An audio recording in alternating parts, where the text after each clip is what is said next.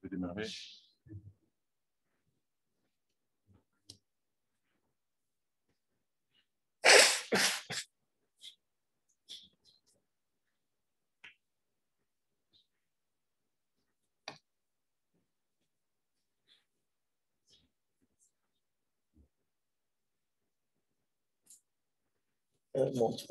Si je connais du monde.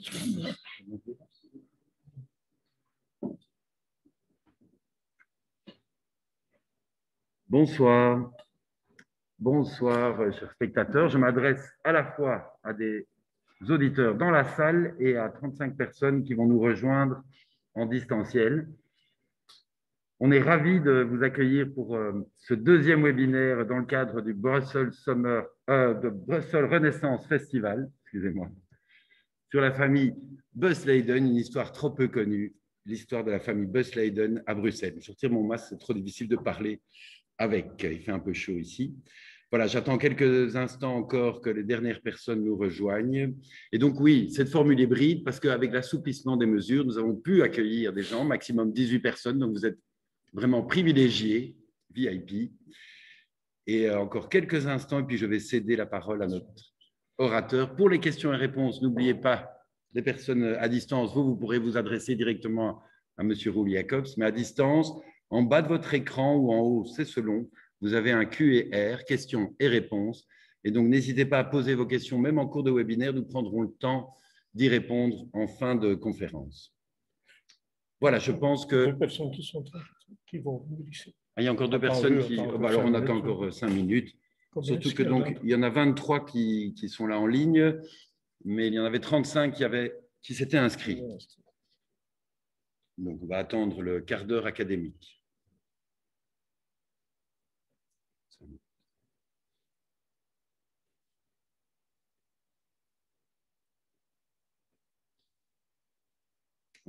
Dirk Van Roy te salue. Ah, mais il est chez lui, c'est ça. Alors, dans le cadre de ce festival, toujours, je vous rappelle que nous avons un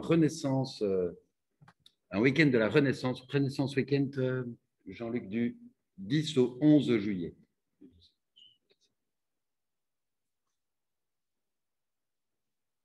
Avec donc des tas d'animations, de la musique baroque, avec l'ensemble Canamela.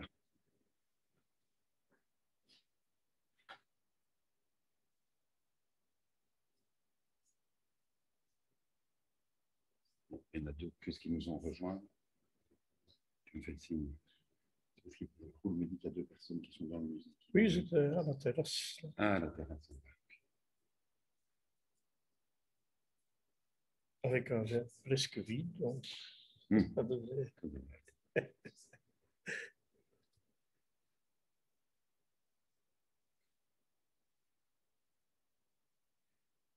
Mais ils sont plus âgés que moi, donc ils ont peut-être un peu plus de difficultés avec l'escalier. Oui, forcément. Oui, je les entends déjà. Voilà.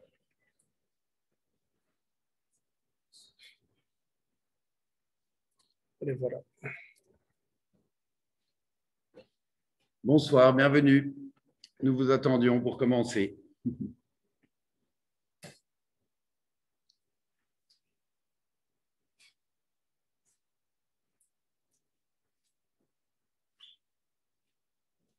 Voilà.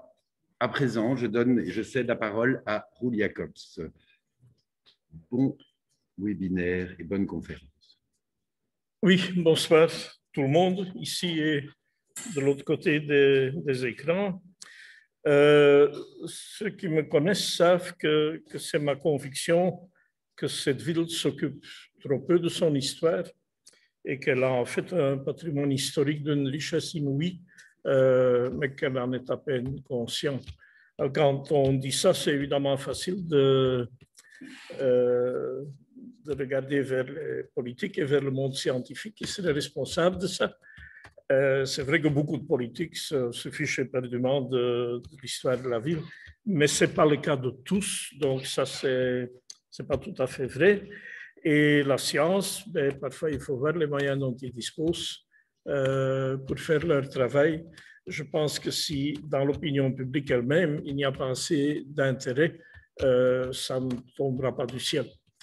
Et on commence avec en fait une image qui n'est pas bruxelloise du tout. C'est l'actuel musée de la ville de Malines qui s'appelle Hof van Busleyden, hôtel de Busleyden. Et c'est précisément de cette famille de Busleyden qu'on va parler. Quand on connaît un peu l'histoire de villes comme Malines ou Louvain, Busleyden, c'est incontournable. Parce que un de ces Busleyden était un des adviseurs principaux du père de Charles Quint, Philippe le Beau, et l'autre a joué un rôle un peu plus tard. Les différences d'âge ne sont pas tellement énormes, il y a quand même un peu un glissement dans le temps.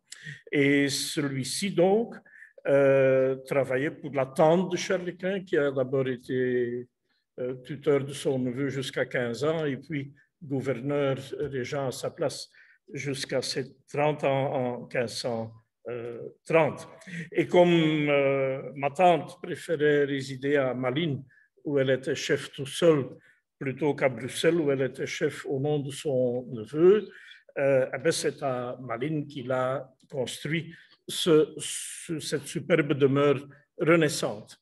L'homme est tout aussi connu pour une autre raison, c'est que dans son testament, il a prévu des moyens importants pour créer à Louvain un collegium trilingue, c'est-à-dire un collège des 3 langues.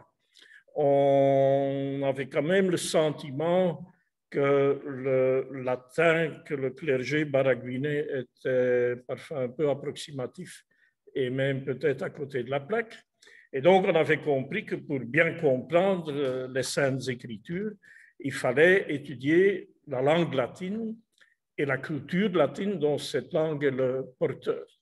Et puis, on avait compris que ces textes latins, en général, étaient des traductions de textes plus anciens en grec, ce qui veut dire qu'il fallait étudier la langue grecque et la culture grecque dont la langue est porteur. Et finalement, quand on est arrivé chez les Grecs, on a évidemment compris que ce n'est pas là que ça a commencé, mais que c'était dans le milieu de la culture juive et dans, donc la langue était alors le hébreu et donc il fallait aussi étudier ce hébreu.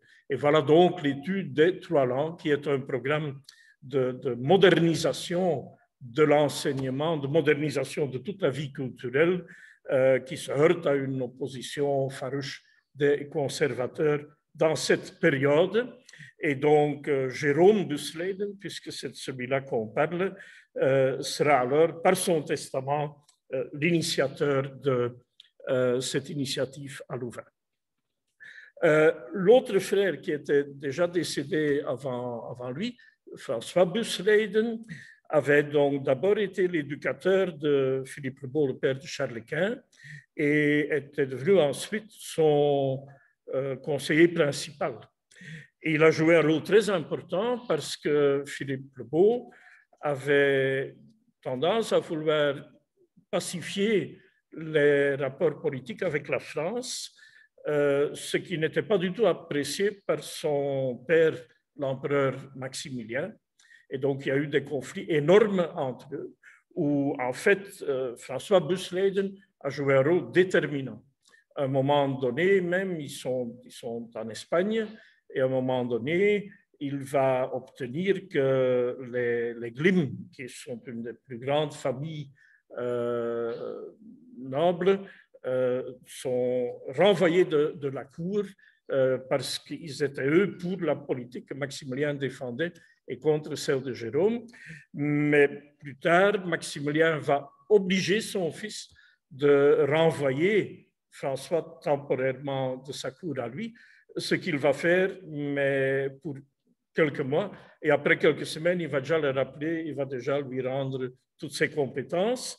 Et c'est grâce, en fait, au prince qu'il a éduqué qu'en fin de compte, il sera même nommé archevêque de Besançon. Et il recevra un chapeau de cardinal, mais là, ça, il ne l'a jamais su, parce qu'il est mort avant de l'apprendre. Donc, c'est quand même de toute grande carrière des gens qui ont joué un rôle très important dans l'histoire. Et je pense que les villes de Malines et de Louvain ont tout à fait raison d'utiliser ces références historiques pour mettre en valeur leur propre histoire et leur propre identité. Moi, ce qui m'énerve, c'est que certains du côté flamand ont une tendance naturelle à essayer de raconter cette histoire comme si Bruxelles n'existait pas là-dedans. Mais ça, c'est certains qui sont comme ça. Mais ce qui est encore beaucoup plus grave, à mon sentiment, c'est que les Bruxellois, eux, ils s'en fichent. Ils ne savent même pas. Ils ne savent même pas à quel point ils sont concernés par tout ça. Je signale aussi que c'est le bon moment pour en parler, parce qu'on parle donc de la fin donc de la période où Charles Quint n'est pas encore Quint d'ailleurs, n'est pas encore couronné, est allé pour la première fois en Espagne pour revenir de là pour en 1520 se faire couronner roi des Romains, la première étape pour être couronné empereur par le pape 10 ans plus tard à Bologne. Donc on est dans cette période-là, un peu avant, pendant et un peu après 1520, c'est-à-dire on est dans le 500e anniversaire des événements que j'évoque. On va passer de Malines à Bruxelles et d'abord vous montrer des plans panoramiques.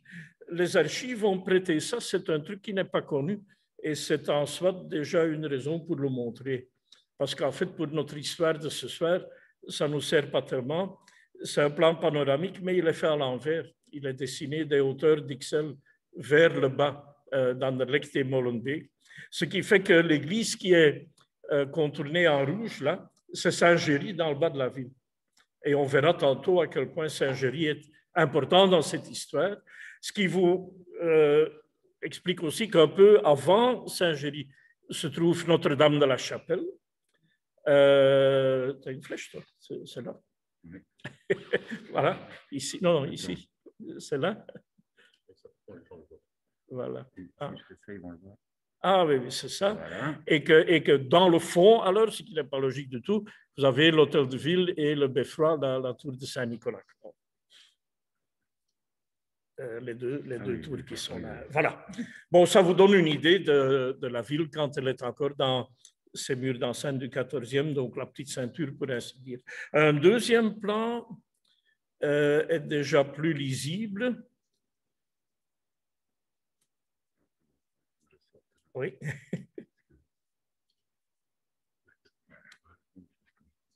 Voilà. Et donc là, vous avez beaucoup plus tard, un 18e déjà, les murs d'enceinte modernisés. Et vous voyez dans le bas, parce que cette fois-ci, on regarde de l'ouest vers l'est, la Seine qui traverse la ville avec au milieu une grande île, là où est maintenant la place Saint-Géry. Donc, on y reviendra. Et alors, sur la gauche du dessin, les bassins du canal vers Willebroek que les Bruxellois ont créé une cinquantaine d'années après, même pas 40 années après la période dont nous parlons ce soir. Et à l'avant-plan, mais c'est trop petit pour le voir ici, on montrera d'autres images, il y a là un bâtiment qui nous intéressera également. Mais on va utiliser pour ça un document qui est plus d'époque, c'est-à-dire le célèbre plan panoramique de Brown et Hogenberg. Et donc, ceci est un détail de ce plan de Brown et Hogenberg pour vous situer. À l'avant-plan, vous avez les fossés du mur d'enceinte du côté de Molenbeek. À gauche, un peu en dehors de l'image, il y a l'entrée du canal dans la ville. Et vous voyez un morceau du canal avec un bateau dedans. Et à droite en haut, vous voyez la porte à peine perdue, c'est-à-dire la porte qui se trouvait dans une défense intermédiaire entre la porte de Flandre sur le deuxième mur d'enceinte et la porte Sainte-Catherine sur le premier mur d'enceinte. Pour ceux qui se connaissent un peu à Bruxelles, c'est la terrasse du Laboureur. C'est à cet endroit-là qu'on se trouve. Et donc, vous voyez que, passé le Laboureur, sur la gauche, vous avez le marché au port maintenant. Hein.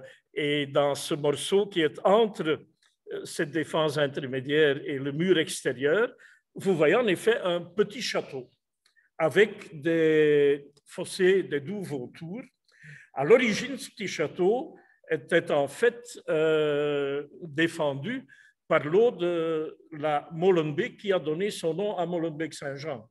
Mais ici, évidemment, tout est déjà bousculé de ce point de vue, puisqu'il y a le mur d'enceinte qui a été créé, qui a coupé le cours naturel de l'eau. Vous voyez qu'il y a une rue qui mène pardon, de la rue de Flandre, porte à peine perdue, vers le château, une rue un peu sinueuse. C'est une rue qui existe toujours, c'est la rue d'Oppen.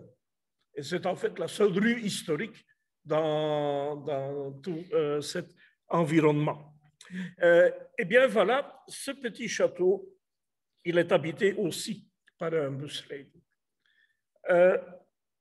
Quand une famille, c'est en fait une famille luxembourgeoise qui n'était pas noble au départ, qui ont été des partisans fidèles des ducs de Bourgogne au XVe siècle et dans la période difficile de la transition des Bourguignons aux Habsbourg. Et donc, ils ont acquis de l'importance, ils sont montés dans la hiérarchie. Et Gilles de Busleyden a des enfants qui naissent à Arlon, mais qui viendront faire carrière ici, à Bruxelles, et à Malines et Louvain, comme on a déjà expliqué.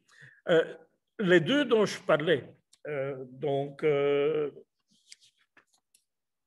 François et Jérôme, sont dans la carrière ecclésiastique, parce que bon, c'est normal, l'Église a le quasi-monopole de la vie culturelle et de l'enseignement, et en fait, beaucoup de diplomates sont des gens qui sont des gens d'Église, qui travaillent pour le prince.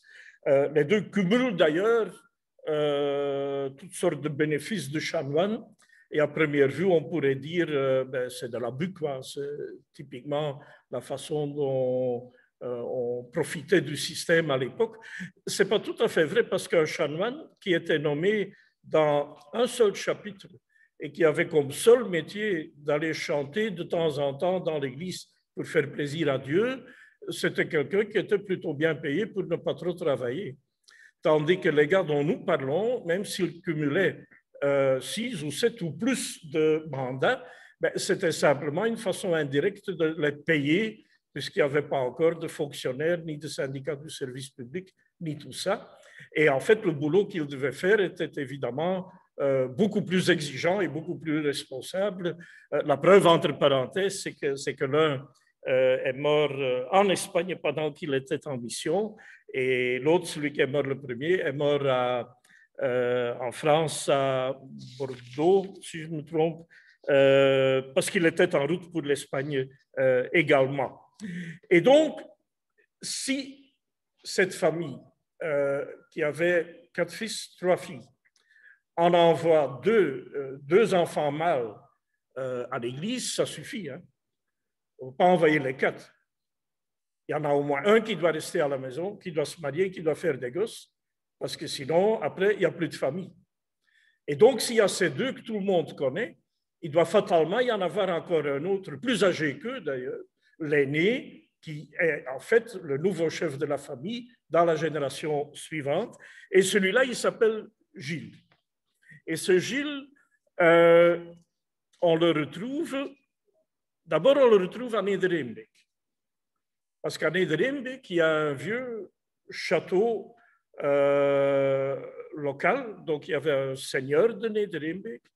À Overembeek, il y a eu un château, mais il n'y a pas eu de seigneurie qui a continué. Mais à Neder, il y en a un, et ça s'appelle het Kastelken, le petit château. Et le gars, il a ça. Et puis à Bruxelles, il est chef, il est premier fonctionnaire de la Cour des comptes de Bruxelles, qui est la Cour des comptes de Brabant, mais il faut faire attention avec ça parce que c'est plus que le Brabant. La première cour des Bourguignons était celle de Lille, qui était la cour de Flandre, puisque Lille est une ville flamande et la Flandre est un comté bilingue. Il ne faut pas le dire à De Wever, mais c'est comme ça. Et donc, en fait, c'est la première institution et la deuxième à Bruxelles. Tous les deux s'occuperont de plus que la seule Flandre ou le seul Brabant. Il y a encore au-dessus de ça un truc qui va s'appeler plus tard le Conseil des finances, mais ça c'est Charles Quint qui met de l'ordre dans le gouvernement 10 ans plus tard, en 1531. À cette époque, ça existe déjà. Et là, c'est une institution où il y a des grands nobles qui contrôlent les finances, mais qui n'en foutent pas trop parce qu'ils préfèrent le champ de bataille à la comptabilité. Et donc, en fait, même si c'est eux les responsables en dernier ressort, disons que le vrai travail, il se fait au niveau des chambres des comptes. Et donc, pour aller vite, ben, c'est un peu le service comptable du prince. Et donc, s'il y a des trucs à vendre au prince ou s'il faut passer à la caisse chez le prince, ben, c'est avec ces gens-là qu'il faut discuter.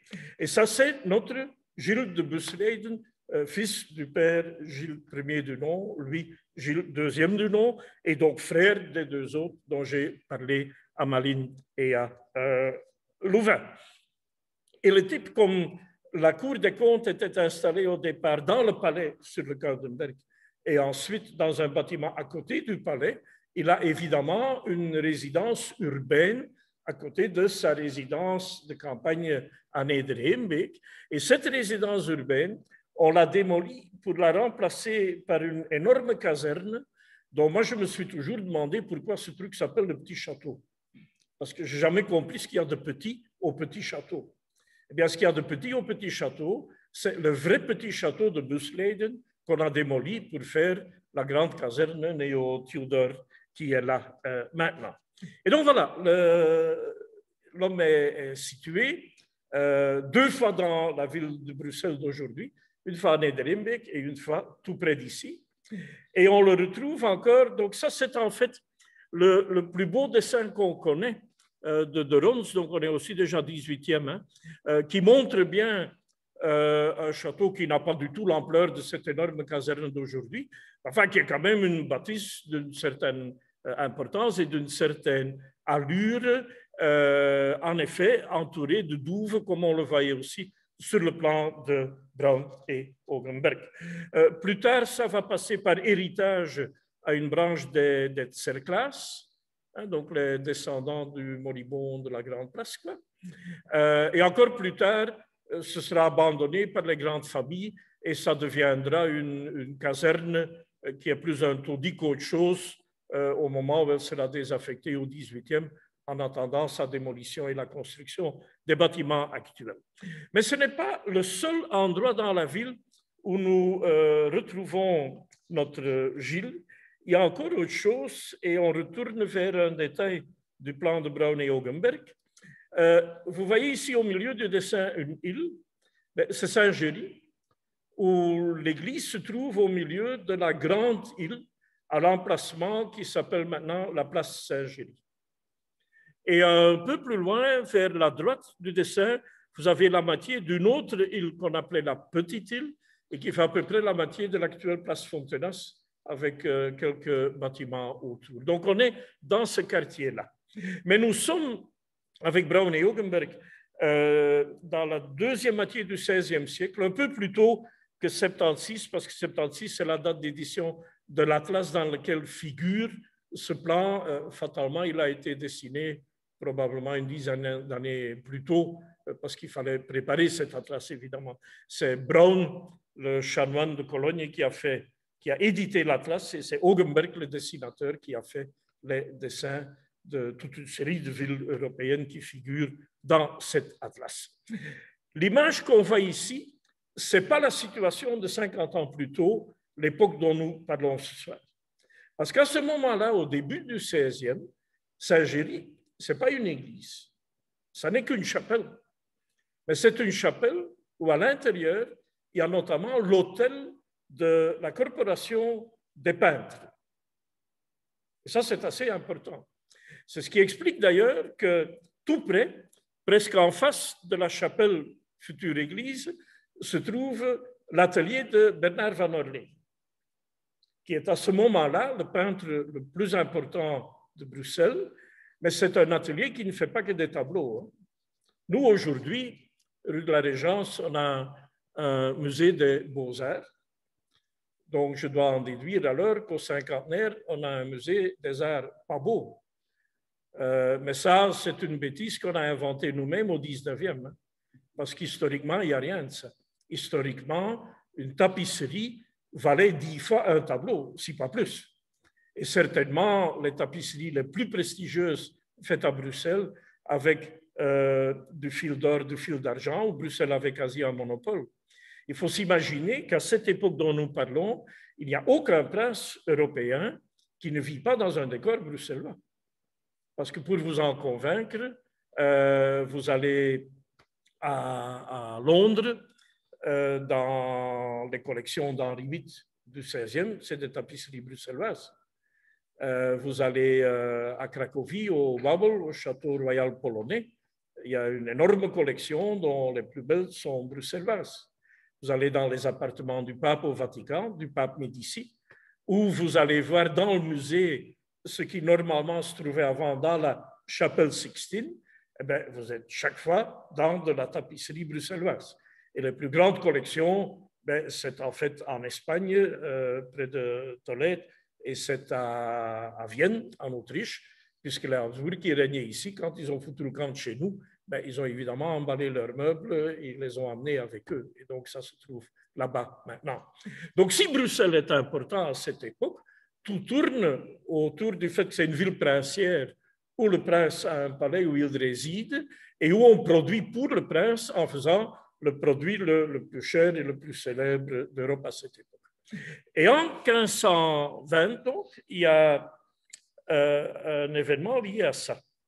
Donc, Charles, pas encore Quint, Charles de Luxembourg, a appris que son grand-père Maximilien est décédé et a dû s'organiser en Espagne pour revenir vers nous et pour faire étape chez nous avant d'aller à Aix-la-Chapelle pour se faire couronner roi des Romains.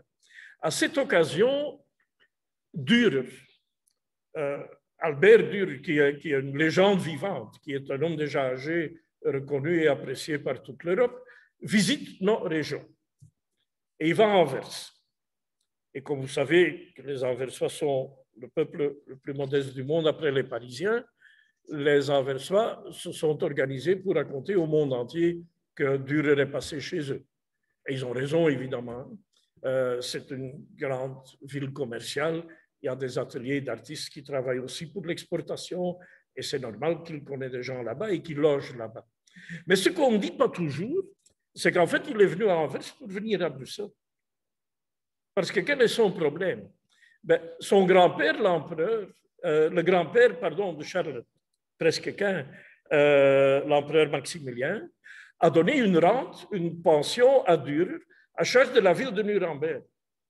Et si Dürer veut garder ce privilège, il doit demander au petit-fils de confirmer la donation du grand-père. Et donc, c'est pour ça qu'il est venu, non pas pour visiter ses collègues peintres à Anvers, mais pour visiter la cour, pour visiter le pouvoir politique, pour maintenir ses privilèges.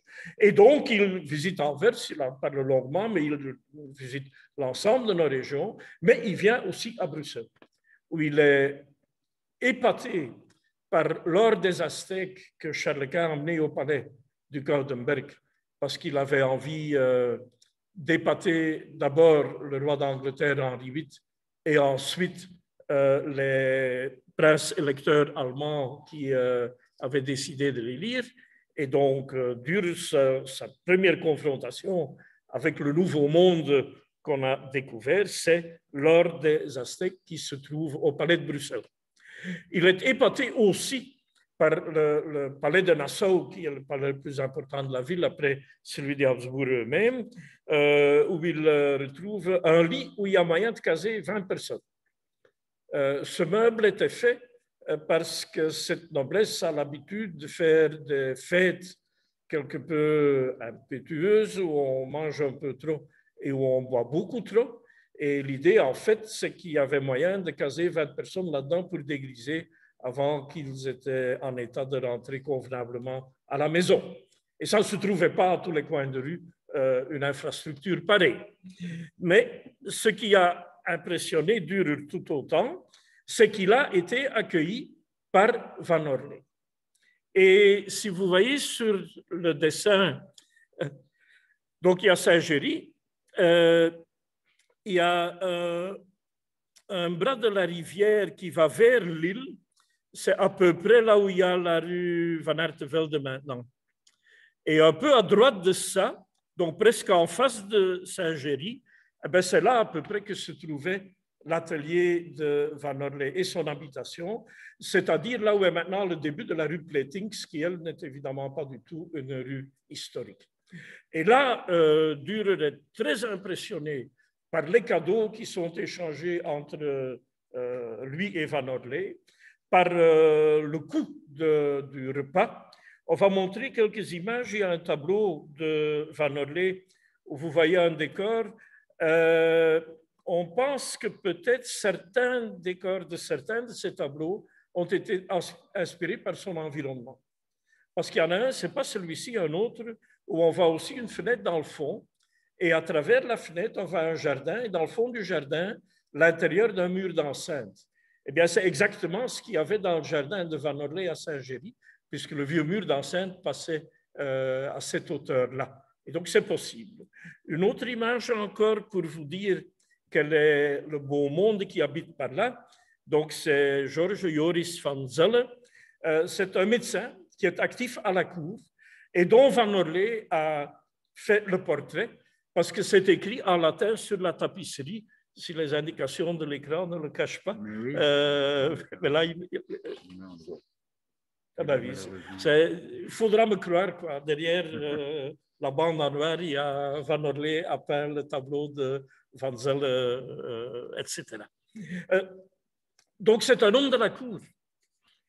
Et qui d'autre y a-t-il à cette fête chez Van Orley?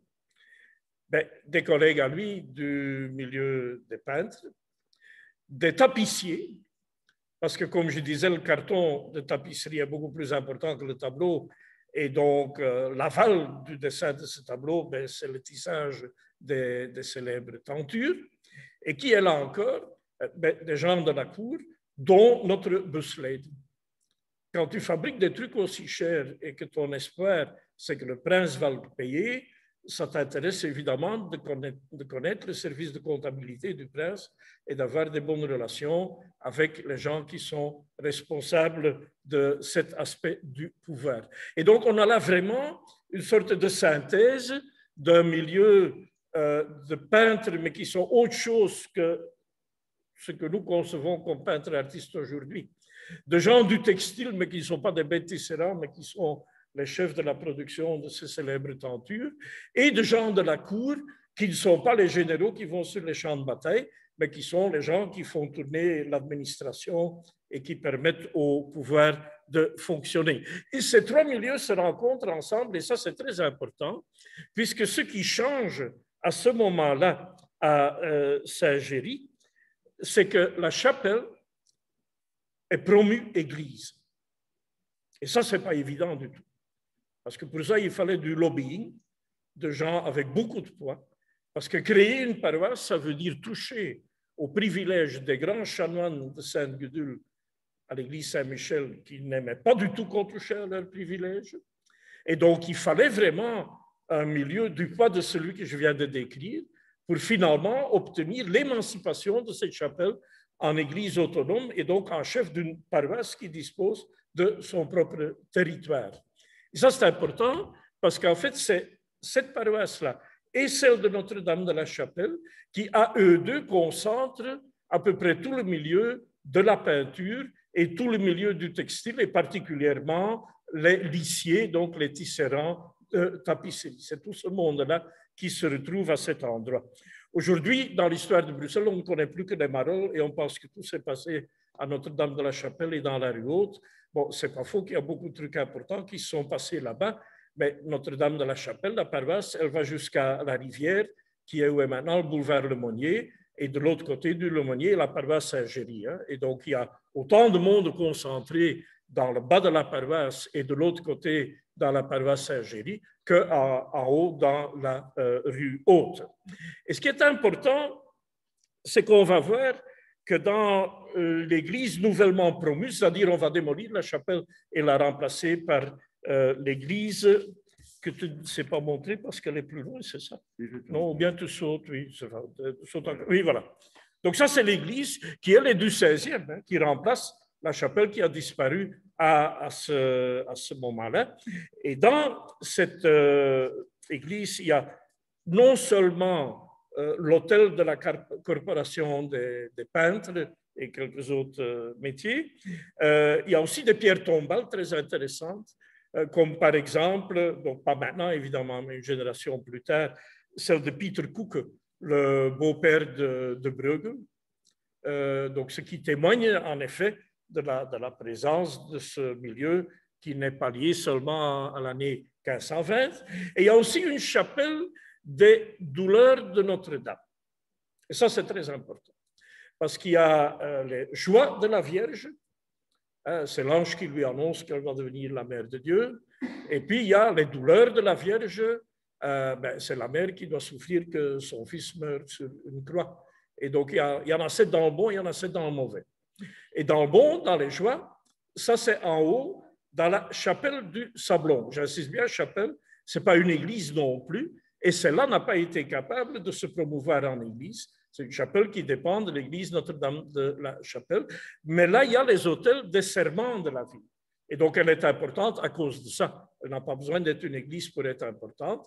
Et c'est surtout le grand serment de Notre-Dame du Sablon, celui qui organise annuellement l'Omegang qu'on réévoque encore chaque année. Et à cette occasion, chaque année, les chambres de rhétorique doivent jouer une des joies de la Vierge. Eh bien, à Saint-Géry, on développe clairement une politique de développement des douleurs de la Vierge qui est en fait une dévotion en partie créée et de toute façon stimulée, développée par François de Bussleden, donc un des 2 frères décédés de notre Gilles, et qui sert à la propagande des Habsbourg, parce que c'est très clair qu'on a développé cette dévotion comme une espèce d'allégorie de l'histoire de la famille et des malheurs qu'on peut avoir quand on doit assumer une responsabilité aussi compliquée que l'exercice du pouvoir. Et donc là, on voit que tout se retrouve. Bussleden est là non seulement parce qu'il est chef comptable chez Charles Quint, mais il est là aussi parce que son frère a lancé la dévotion qui est dans cette chapelle qui va avoir sa promotion en église. Et 2-3 générations plus tard, quand la branche principale des Bussleden s'éteint en ligne masculine, eh bien, le dernier, le Ultimus Familiae, est enterré dans la chapelle de Notre-Dame des 7 douleurs, dans l'église Saint-Géry. Et à cette époque, d'ailleurs, on détecte aussi un hôtel de Bussleden, pas au petit château, mais sur la place Saint-Géry. Donc voilà, vous avez là un ensemble de données qui illustrent quand même clairement que non seulement cette génération tellement importante, mais toute cette famille, encore pendant 2 siècles, a été très présente autour de Saint-Géry, même si au niveau du petit château, c'était plutôt les héritiers, les Tserclas, qu'on a retrouvés. Et donc, c'est énorme qu'on ne sait pas ça. Quand on voit le cinéma qu'ils font à Malines et à Louvain, encore une fois, à juste titre, autour des Bussleden qu'eux ont, c'est une génération. Hein. C'est un type qui a construit un hôtel et qui est mort là-bas, qui a fait un testament, et à Louvain, c'est le testament, et pointe à la ligne. Tandis qu'ici, c'est 2 siècles d'histoire d'une famille d'une telle importance qui a vécu chez nous. Je n'entre pas dans les détails parce qu'en fait, il y a moyen de faire au moins 5 conférences sur ce thème, évidemment, mais si on regarderait un peu en détail les mariages des fils et des filles, on est dans tout le milieu, pas tellement de la noblesse militaire, de la noblesse d'épée, mais de la noblesse de robe. Donc, un des Bussleden va se marier un peu plus tard avec une Van der Noot, qui est une fille du chancelier de Brabant, donc une des plus grandes familles de noblesse de robe, pas noblesse d'épée. Et donc, nous avons là cette histoire bruxelloise dont je ne vous raconte ce soir que l'amorce, que les débuts, et qui continue encore 2 ans, mais que nous ne savons pas. Pour avoir une idée, maintenant qu'il y a le centenaire de la fusion de Bruxelles avec Neder-Overeem, Beek et Haren, Il y a toutes sortes d'activités. D'ailleurs, le 3 juillet, on va faire une conférence au Québec où il y a toutes sortes de célébrations à cause de ce centenaire. À Nederembeek, il y a toujours le parc Meudon. Le parc Meudon fait la moitié de l'ancien parc du domaine des Busleyden au XVIe, qui plus tard a été rasé et remplacé par une superbe résidence du siècle des Lumières, 18e siècle. Et comme à ce moment-là, la présence de l'élite le long du canal de Willebroek avec les domaines là, est tellement importante qu'on estime qu'on vaut largement les environs de Paris. Et donc, il y a un endroit qui s'appelle Versailles et il y a un endroit qui s'appelle Meudon, parce qu'on est légal de ce qui se passe à Paris. Donc, aujourd'hui, il y a la moitié du parc qui n'est même plus le parc du 18e, mais il faut y aller, il faut doubler la surface que vous avez là et il faut remettre ça dans le style de Renaissance du 16e. Et alors, vous avez une idée à peu près de quoi nous parlons, tandis qu'ici, le petit château, dont je considère personnellement que ce n'est pas la plus belle merveille de l'architecture qu'on a réalisée à Bruxelles, il faudrait aussi évidemment s'imaginer que ça disparaît complètement et qu'on retrouve un petit château avec des douves autour. Mais tout de même, 2 siècles d'histoire et avec des références claires. Quand le Busleyden de Malin Jérôme est décédé, il a prévu donc dans son testament la création de ce collège des 3 langues, le Collegium Trilingue. Mais ce n'est pas lui qui va le faire parce qu'il est mort. Donc, dans un premier temps, il s'est adressé à des gens de son entourage immédiat qui ont des liens soit avec la cour de Malines, soit avec l'université de Louvain.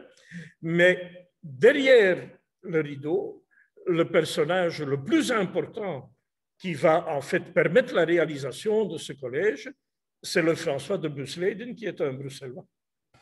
Parce que d'abord, les conservateurs à l'université de Louvain n'aiment pas du tout ce projet et refusent donc de l'intégrer dans les structures de l'université où elle pourrait profiter de bâtiments, etc.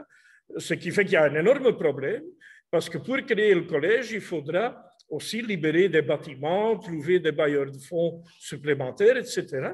Et en plus, la famille Busleyden a le droit de revendiquer le fric de Jérôme, l'héritage de Jérôme, parce qu'il est stipulé que si l'université n'accepte pas le collège, l'argent prévu pour la création du collège peut retourner à la famille. Eh bien, la famille ne l'a pas fait. Donc, premier acte de François de Busleyden, quand même très important dans la création de ce collège des 3 langues, c'est qu'il a permis cette création. Parce que s'il avait revendiqué l'argent de son frère, selon le testament, il y avait droit du fait de l'opposition de l'université de Louvain. Mais au lieu de s'opposer, il a fait exactement le contraire, parce qu'il a mis des fonds lui-même, il a mis ses enfants là-bas, et on retrouvera dans le fonctionnement du collège des 3 langues, au fil des générations, les Busleyden qui sont envoyés comme étudiants là-bas.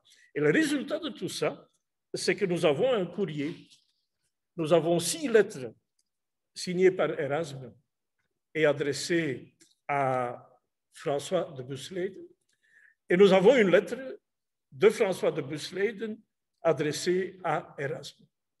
Et on va regarder d'un peu plus près le contenu de ce courrier pour comprendre que ça n'est pas un échange épistolaire de détente.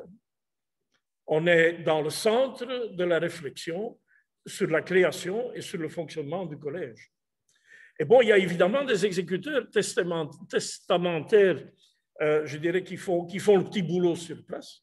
Mais on pourrait dire que le frère du défunt, qui est le chef de la famille du défunt, devient en fait le principal intervenant dans la création et le développement du collège. Donc, si je vais dire c'est lui, l'exécuteur testamentaire, je mens un peu, parce qu'il y avait des gens qui étaient chargés de vendre les biens, de réunir les moyens, d'acheter des locaux, etc., etc. Je veux dire, le petit boulot, il était fait par d'autres, mais la réflexion, eh bien, écoutons ce que s'écrivent François de Busleyden et Erasme, et je pense que tout deviendra clair. Une première lettre de 1517, donc on est dans la période, en fait, Jérôme est mort lors de son voyage en Espagne pour préparer la première arrivée de Charles Quint qui va hériter là-bas de ses grands-parents espagnols. Et donc, c'est dans ce contexte-là qu'il est décédé en route, quoi. Et par conséquent, c'est à partir de ce moment-là qu'on commence à préparer la création du collège prévu dans son testament. Il faut dire que cette lettre dont je parle, ça n'est qu'une partie du courrier, évidemment. Hein. Tout n'a pas été sauvegardé. Et par exemple, certaines des lettres sont des réponses à d'autres lettres dont on sait donc qu'elles ont existé, sinon ils ne devaient pas répondre, mais qui n'ont pas été conservées. Enfin, ce qu'on a gardé suffit largement, à mon avis. Une première lettre où Erasme fait toute une explication sur un monsieur qui s'appelle Matthius Adrianus et dont il explique qu'il est d'origine juive, mais qu'il est bon chrétien depuis un bout de temps et qu'il ne faut pas avoir des doutes à ce sujet, mais que l'utilité, c'est évidemment qu'il est un très fin connaisseur de la culture juive et de la littérature juive. Et trouver des profs en hébreu, c'est vraiment pas évident. Et donc, dit-il à Busleyden, ça c'est l'homme qu'il vous faut. Donc, même si formellement, c'est peut-être pas lui qui est allé s'asseoir dans le bureau de direction du Collège des Trois Langues, c'est quand même à lui qu'Erasme écrit quand il a un bon candidat comme premier prof d'hébreu dans cette institution qu'on va créer. Vous voyez un peu l'importance de l'enjeu, quoi. Un peu plus tard, un mois plus tard, il y a déjà une deuxième lettre d'Erasme à Busleyden en disant « Fais attention, tu dois essayer de le garder ici, hein, parce qu'on n'a encore rien décidé. Lui, il ne sait pas où il en est. Sa femme et ses enfants ne sont pas encore venus. Et s'il y a trop de tergiversation, le risque est réel qu'il va foutre le camp, qu'il va retourner chez lui, quoi. Donc, de grâce, prenez une décision, essayez de le garder parce qu'il est trop précieux. » Et dit-il en même temps, si jamais tu as besoin d'un bon grec, j'ai un candidat aussi. Mais j'ai un jeune type qui est très, très bien, mais là, j'ai encore une hésitation parce que le collège devrait démarrer avec des grands profs avec une certaine renommée pour lui donner de l'élan. Et donc, ça, c'est l'enjeu de la deuxième lettre, les deux profs. Et en même temps, oui, un éloge évidemment sur l'importance de la création. Un mois plus tard, nouvelle lettre continue sur tout ce qu'on est occupé à faire pour la création. Et là, Erasme dit un truc qu'il ne va pas répéter 4 ans plus tard. Il dit, c'est tellement bien qu'on va créer ce collège à Louvain et l'atmosphère et les possibilités que ça crée que je ne vois pas d'autre endroit où je préférerais habiter. Et c'est peut-être bien le bon endroit pour amener ma bibliothèque aussi. 4 ans plus tard, c'est fini. Hein? Parce que 4 ans plus tard, on va voir surtout au fil de l'année 1520, Erasme va encore faire plein de tentatives pour calmer les esprits dans la tension montante avec Luther. Il y a Aléandre, un envoyé du pape, qui est venu pour rejoindre Charles avant qu'il ait couronné. Et il va le rencontrer à Anvers. Il va tout de suite exiger la persécution inconditionnelle. Ils vont passer par Louvain pour aller à Aix. Et pour la première fois, on va brûler des livres au moment où Aléandre prend l'initiative et où Charles Quint est présent. Ils vont aller de là à Cologne, où une deuxième fois, l'initiative d'Aléandre, on va brûler des bouquins. Et là, Erasme en a marre. Il a négocié encore avec le duc de Saxe qui protégeait Erasme. Il a essayé encore de parler avec les gens à la cour qui étaient de son bord et qui étaient disposés à un dialogue et à essayer de trouver une solution. Mais à Cologne, il a bien compris et il revient dans nos régions. Et Charles Quint part tout seul, avec Aléandre d'ailleurs, à Worms, où encore un an plus tard a lieu la diète et la confrontation, évidemment, le choc avec Luther. Ici, on n'est pas encore là, il est encore dans l'enthousiasme et il envoie un premier projet d'épitaphe pour Jérôme défunt. Donc, c'est lui qui en fait, qui en rédige les propositions de texte et qui les soumet à François Busselet. Donc, encore une fois, il n'y a pas d'autre instance plus importante qui décide de ça. Hein. C'est eux qui écrivent entre eux pour savoir comment ils vont faire. Il y a un texte en latin, il y a des traductions en anglais, il y a des traductions en néerlandais. Je ne vais pas vous faire la blague de lire un de ces trois-là, parce qu'on ne comprendra quand même rien du tout. Hein. Juste un truc, il dit, Jérôme, tu es vraiment le joyau le plus important du bijou qu'est le nom de Busleyden. Tu es mort trop jeune, évidemment. Tout le monde cherche ta lumière maintenant que tu n'es plus là. Et la sagesse en 3 langues chantera tes louanges en 3 langues parce qu'elle reviendra sur scène. Et donc, c'est clair, c'est une allégorie, évidemment, une référence à la création du collège des 3 langues. Alors, un an plus tard, tout de suite, une nouvelle lettre. Et alors, ce qui est important là-dedans, c'est qu'il appelle Gilles dans l'entête le trésorier du roi catholique. Qui entre-temps est déjà empereur aussi, hein, mais en Espagne, il est roi catholique. Et chez nous, il est duc de Brabant. Enfin, il sait très bien pourquoi le type est important. Hein. C'est le trésorier auquel il écrit. De nouveau, il insiste sur le fait qu'il faut continuer tous les efforts pour la création du collège et un nouvel épitaphe pour ajouter un portrait qui a été fait de Jérôme. Donc, et d'ailleurs, dans le texte, on fait référence aussi à l'autre frère déjà défunt, François. Et puis, en 19, il écrit de nouveau à Busselet, c'est toujours Erasme, et il lui fait cadeau de bouquins. Il dit qu'il doit négocier avec un Anglais qui est un homme qui connaît bien les langues classiques. Les belles lettres, ils appellent ça. Ils pensent que c'est les belles lettres qui vont sauver la civilisation, mais qui ne sait pas encore vers quoi la négociation va mener. Et il donne des cadeaux à Busleyden, à François Busleyden, donc, des bouquins, mais il dit, donc c'est pas de la littérature de détente. Hein.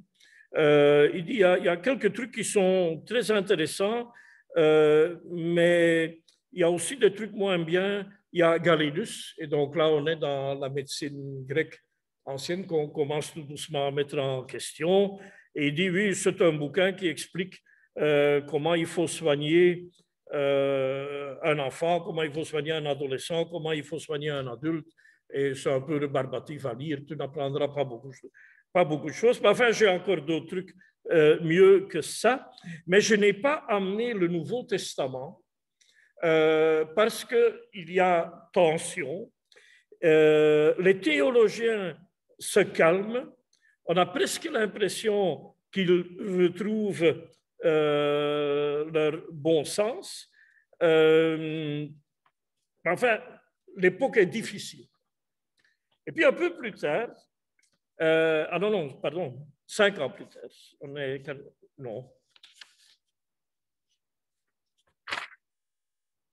Oui, quand même, 5 ans plus tard. Désolé, la suite de mes papiers. 5 ans plus tard. Une lettre, la seule lettre de Gilles de Busleyden lui-même, qu'on peut lire dans un écrit à lui-même, qui, d'abord, il remercie Erasme pour une lettre qui n'existe plus, dans laquelle Erasme le félicite pour la qualité de Seratinus, le type qu'il a engagé pour éduquer ses gosses. Et donc là, c'est clair, c'est tout le lien.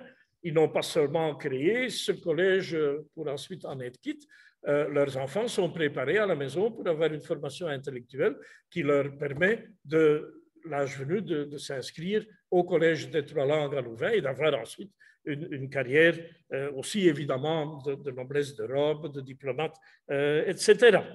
Et puis il dit, oui, c'est dommage qu'on ne t'a pas encore donné ton argent, parce qu'Erasme a finalement quand même eu une chapellenie, mais c'est très compliqué parce que c'est un baptême. Donc il a d'abord eu besoin d'une dérogation, et puis Charles Quint, il n'a jamais de sous. Hein. Quand il en a, il l'utilise pour faire la guerre. Donc les paiements à la cour, ce n'était pas toujours évident. Et donc Busleyden, en fait, il fait comprendre que lui, il n'est pas vraiment capable de forcer les choses, mais tu dois t'adresser au trésorier Ruffo, qui est un ami à eux, qui est aussi un humaniste, et qui, lui, est mieux placé pour ouvrir la caisse dans le département qui concerne Erasme, et demande à lui, et sans doute tu auras beaucoup plus vite tes sous. Et dit-il en même temps, et je suis très heureux de la lettre que tu as eue du roi de France, donc de François Ier, parce qu'un peu plus tard, François Ier va créer le Collège de France. Et le Collège de France est en fait inspiré du projet du Collège des trois langues de Louvain, c'est-à-dire inspiré des idées d'Erasme. Et donc François Ier s'est adressé à Erasme avant de mettre en route la réalisation concrète de ce célèbre collège. Donc, si je mets tout ça ensemble, en fait, ça veut dire que le développement du Collège des trois langues à Louvain a peut-être été régi plus à partir de la maison familiale des Busleyden à Bruxelles qu'à partir de l'université de Louvain où les conservateurs étaient contre. Je ne vous suggère pas d'aller raconter ça demain à Louis Tobac parce que peut-être qu'il ne sera pas content, parce que c'est quand même le seul truc convenable qu'ils ont fait à Louvain au XVIe siècle. Et sans cette intervention bruxelloise, ça n'aurait jamais vu le jour. Puisque si François avait revendiqué son héritage, le projet était terminé. Et je ne sais pas non plus si c'est malin d'aller raconter aux Parisiens que le Collège de France est une excellente initiative qui est une copie pas trop mal réussie d'une initiative d'Erasme faite dans le duché de Brabant à Louvain avec l'aide d'une famille qui habitait à Bruxelles. Mais bon, c'est comme ça quand même. Le problème aujourd'hui, c'est qu'on est un peu malade de ce nationalisme.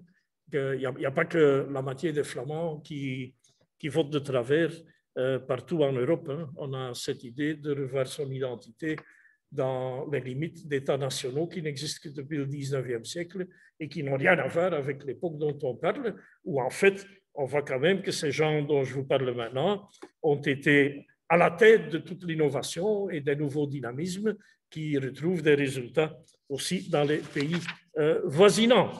Et alors, il y a dans cette même lettre une réflexion intéressante.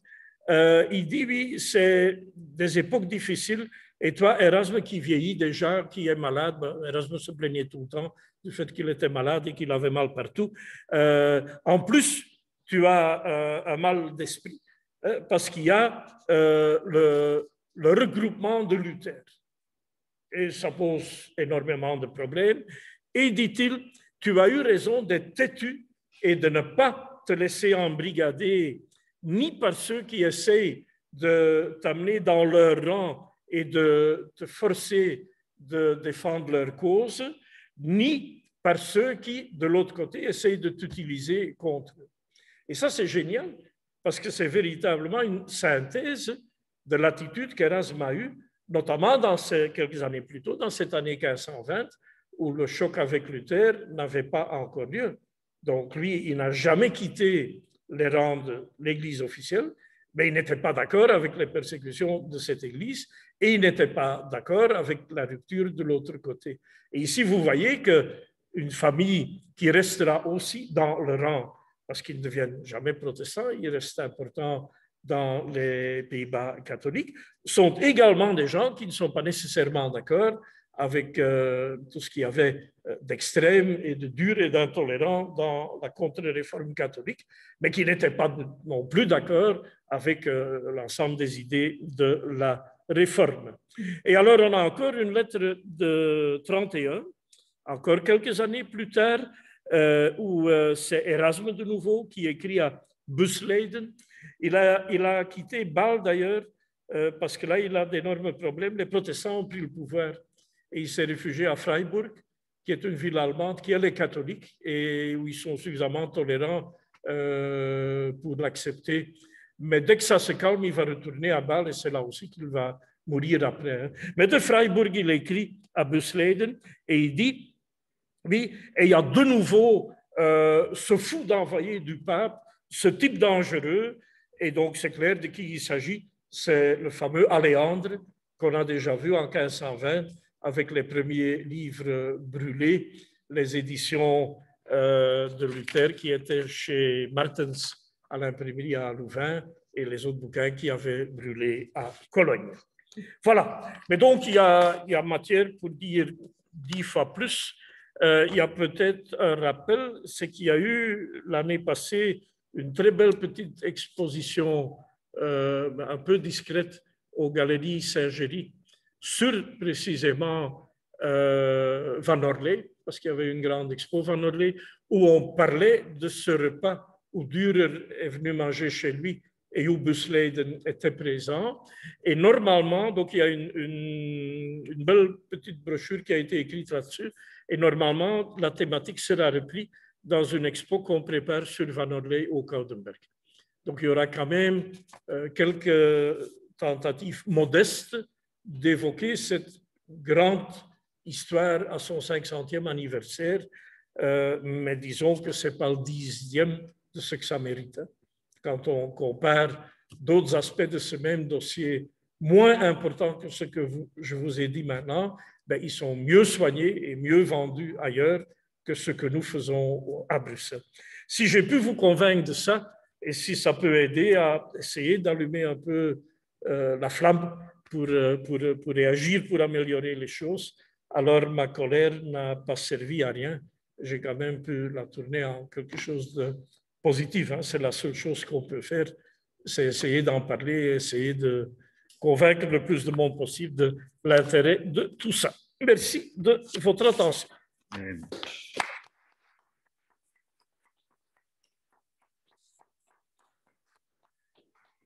Merci à vous d'avoir comblé ce trou dans notre mémoire collective, mais je vois que je n'ai pas activé mon micro. On m'entend quand même. Voilà.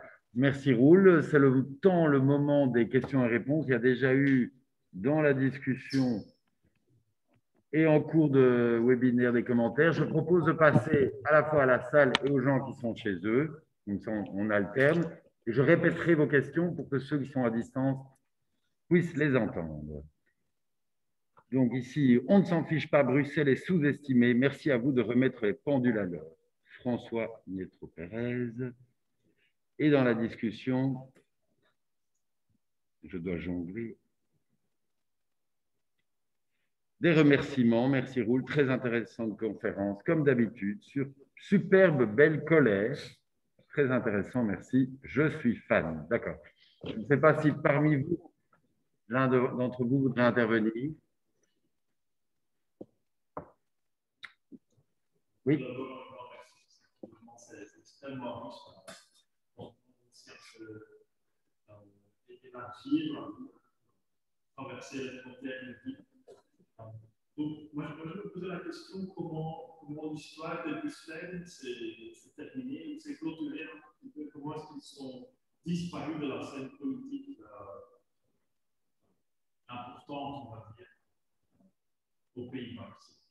Je répète, je résume vite votre question, mais donc en 2 mots, comment s'est terminée l'histoire de la famille Busleyden et comment elle a disparu de Bruxelles. C'était la famille que vous demandiez ou Bruxelles?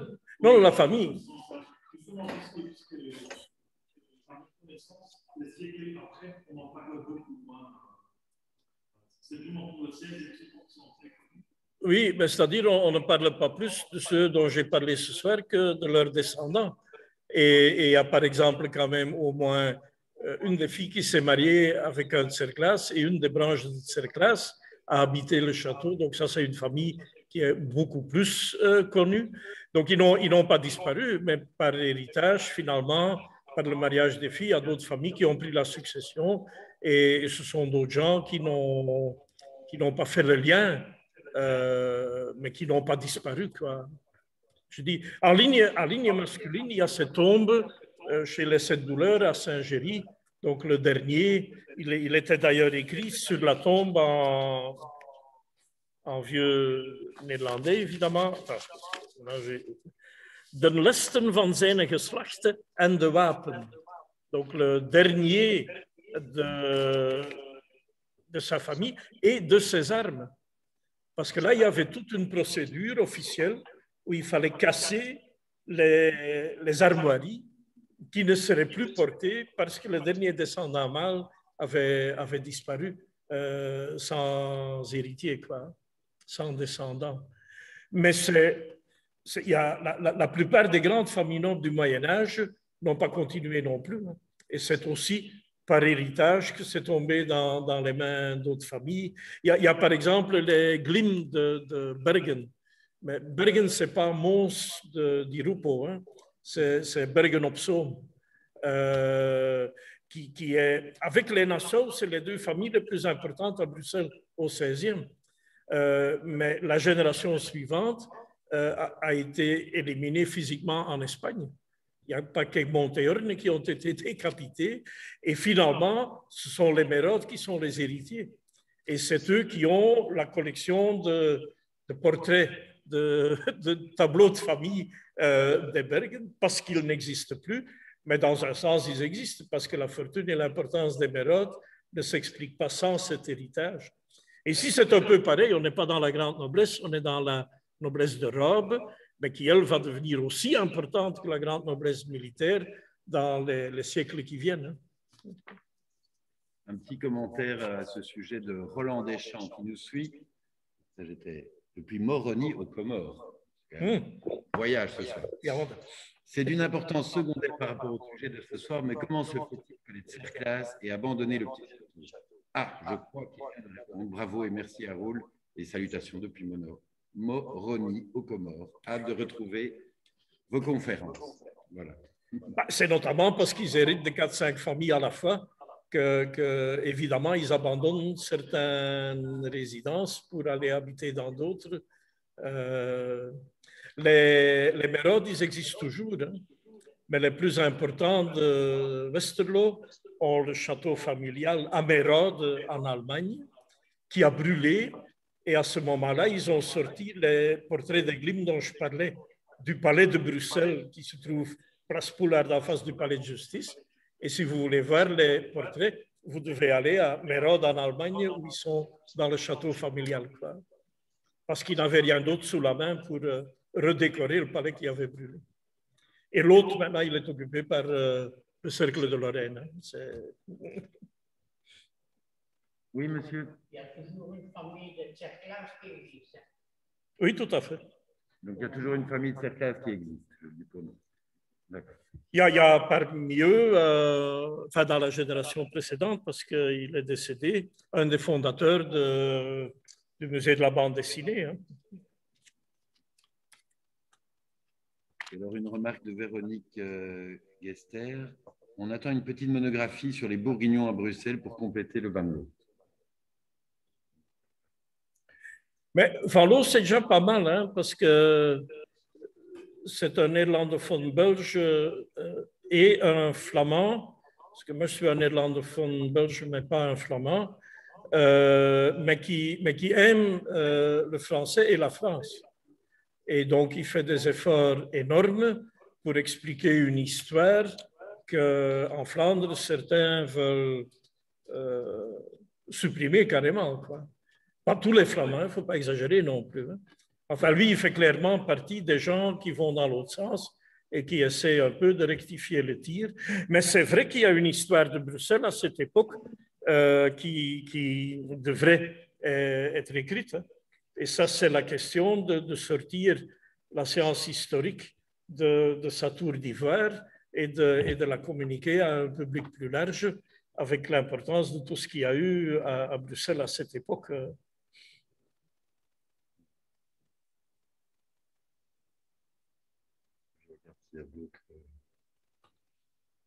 Un autre commentaire, on retrouve le nom d'une dame Van Busleyden dans un vitrail du cloître de l'église de la Cambre, de la famille. Oui, je pense bien, parce qu'il y a plusieurs filles qui qui sont entrés dans la religion, quoi, et dans plusieurs abbayes et couvents. Donc, je ne sais plus comme ça par cœur maintenant de qui il s'agit, mais si c'est là, c'est parce qu'il y a eu un passage de quelqu'un.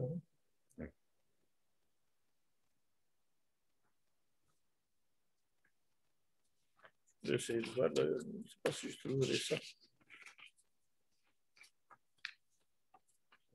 Voilà, apparemment, sinon, tout le monde vous remercie pour cet exposé très clair et je ne vois pas d'autres réactions. Ici, Ah, j'ai voilà. la réponse. Ah ben voilà. C'est Ah une ben oui. Adrienne de Busleyden qui était religieuse, en effet, à l'abbaye de la Cambre et qui est une petite fille du Gilles dont j'ai parlé maintenant.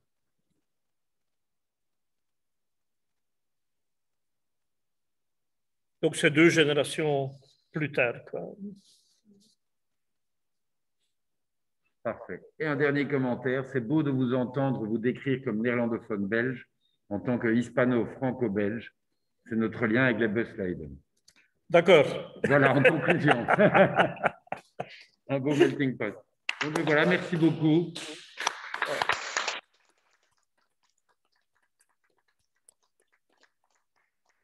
Et merci à vous de nous avoir suivis à distance. Donc voilà, on était une dizaine de personnes en présentiel, une trentaine en virtuel. Une belle soirée qui commence. Merci à vous tous. Je peux quitter.